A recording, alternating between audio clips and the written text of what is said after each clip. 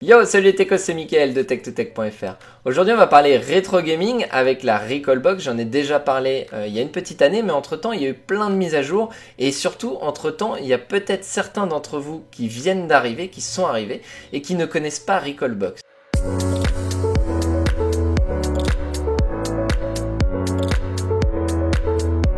Si vous êtes un peu geek, ça risque de vous plaire. Recalbox, c'est quoi? C'est une plateforme, c'est une distribution qui va vous permettre d'émuler des dizaines de consoles, des milliers de jeux, et tout ça sur un simple Raspberry. Donc c'est certainement le meilleur cadeau de Noël à faire.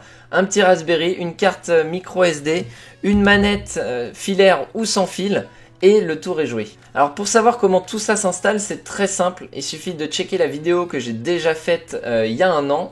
Y a rien qui change, je la mets dans la description, vous l'aurez en haut à droite, quelque chose comme ça. Il faut savoir que rien n'a changé en termes d'installation, c'est toujours aussi simple, mais par contre, des dizaines de nouvelles fonctionnalités sont présentes et c'est pour ça qu'aujourd'hui, on est là pour en parler. Alors j'en avais déjà parlé la dernière fois, mais Recalbox n'est pas disponible seulement sur vos petits Raspberry, mais vous allez pouvoir maintenant l'installer sur votre PC, vous pouvez le mettre sur une clé USB bootable par exemple et booter sur Recalbox depuis votre PC. Ça marche également sur Odroid. C'est en bêta sur Raspberry 3B+, donc le Raspberry un petit peu plus puissant. Et surtout, ils sont en train de travailler sur une version Tinkerboard. Donc c'est une carte qui ressemble au Raspberry, mais qui est beaucoup plus puissante. Et du coup, ça va permettre d'émuler des jeux beaucoup plus puissants. Tout ce qui est Dreamcast, Nintendo 64, etc. Et donc ça, c'est malheureusement pas encore sorti, mais ils travaillent dessus. Et c'est une super nouvelle. Alors d'autres super nouvelles, il y en a plein, parce que ça fait un an qu'on n'a pas parlé de Recalbox. Mais maintenant, il y a jusqu'à 56 systèmes supportés d'être émulés, donc c'est énorme. Mais vous allez aussi pouvoir jouer en ligne sur internet avec vos potes à Mario Kart, à n'importe quel jeu, enfin quasiment n'importe quel jeu à distance. Donc ça c'est juste incroyable. Mais le mieux pour vous parler de tout ça, c'est que j'allume ma Recalbox. Alors oui, on a du multijoueur sur Recalbox maintenant, on y reviendra en fin de vidéo, mais vous voyez, si vous connaissez déjà Recalbox, que le thème a changé.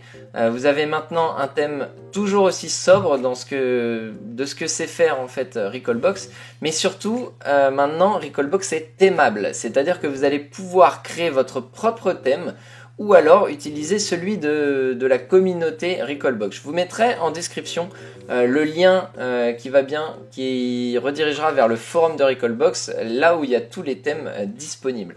On va par exemple changer le thème justement. Moi je vais mettre le thème que j'utilise habituellement, qui est le thème Next Level.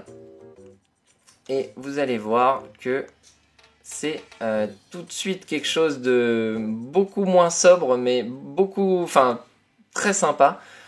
Voilà, donc voilà le thème. Il a été créé par quelqu'un de la communauté de Recalbox. Et on retrouve donc tous les émulateurs que moi j'ai sur cette Recalbox. Et comme d'habitude, on va pouvoir donc jouer directement au jeu avec la petite manette qui va bien, 8 bits doux, sans fil. Donc moi j'en ai plusieurs, j'en ai 4 parce qu'on adore jouer avec les gamins à Bomberman. Mais voilà, je vous conseille d'ailleurs ces manettes qui sont très bien, je vous mettrai la description en lien. Après, ça fonctionne très bien aussi avec une manette de PS3, PS4 peut-être, je sais pas, mais en tout cas PS3 je le faisais. Ça marche plutôt bien. Donc en termes de nouveautés, vous avez les thèmes qui sont totalement modifiables. J'ai pas regardé si c'était simple ou pas, mais en tout cas la communauté en a créé des dizaines, donc c'est plutôt sympa de leur part et on peut du coup les utiliser. Et donc puisqu'on parle de thème, on va aussi parler d'overlay, d'habillage, puisque si vous faites du rétro gaming, vous savez que la plupart des jeux d'antan étaient en 4 tiers. Et du coup, on se retrouve avec deux grosses bandes noires sur les côtés, puisque maintenant on a tous quasiment des écrans 16 neuvième, et du coup ça fait un petit peu dégueulasse. Maintenant, vous allez pouvoir avoir quelque chose de beaucoup plus sexy avec ce qu'on appelle les overlays.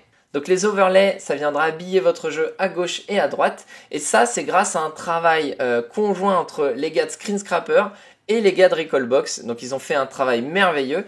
Et voici ce que ça donne, par exemple, si je lance un jeu NES. Essayons de lancer un jeu pas trop dégueulasse. Allez, un petit Megaman.